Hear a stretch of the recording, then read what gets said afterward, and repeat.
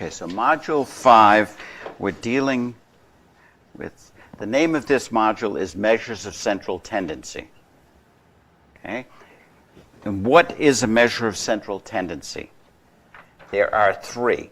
There is three common ones: the mean, median, and mode. We've all heard about that, but these are not the only ones. If you are dealing in music, there's a harmonic mean. If you are dealing in physical measurements, there's a geometric mean.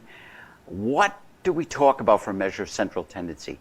We're trying to establish a stereotype. We're looking for one number to represent all of the data. And maybe the easiest thing is just take an example.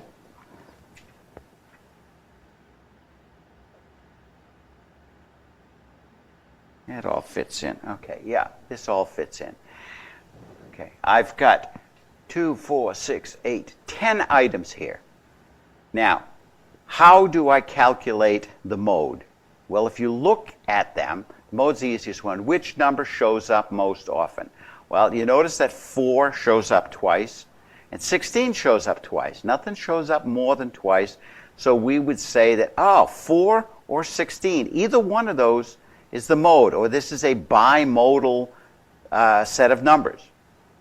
Okay, you see where the mode isn't very useful for most purposes. Now, if this is numeric data, how do we then calculate the mean? Well, we would add these up and divide by, I've got 10 of them, so I would add them up, right? That's 10, 21, 30, 45, 61, 77, 97, 105. Okay, add those up, it comes up to 105. You divide by 10, and you've got 10.5. Okay, how would I do a median? The median is the center value. Well, let me give you a rule of thumb. Where is the center of it? I've already put them in order, so that would be the first thing you'd have to do. Now I've got to find where the middle is. Well, there are 10 items. If we divide 10 by 2, we're going to have 5. You notice the fifth item is number 6. The sixth item is number 9. Since there's an even number, we're going to fall between the fifth and sixth item. If there were an odd number, if that 28 wasn't there, we've got 9 items. You add 1 to the number 9, since it's odd, gives you 10. Divide by 2 gives you 5. The fifth item in the line, number 6, would be the median. In this case, the median is between 6 and 9. So what do? Add 6 plus 9 is 15. Divide by 2 gives us 7.5. So we have, just quickly, that the mean is 10.5, the median is 7.5, and the mode is either 4 or 16. It's bimodal. Okay? Now, looking at that, the fact that the mean and median are quite distinct tells us that the data is going to be distributed. You're going to have numbers. You notice the mean is higher than the median.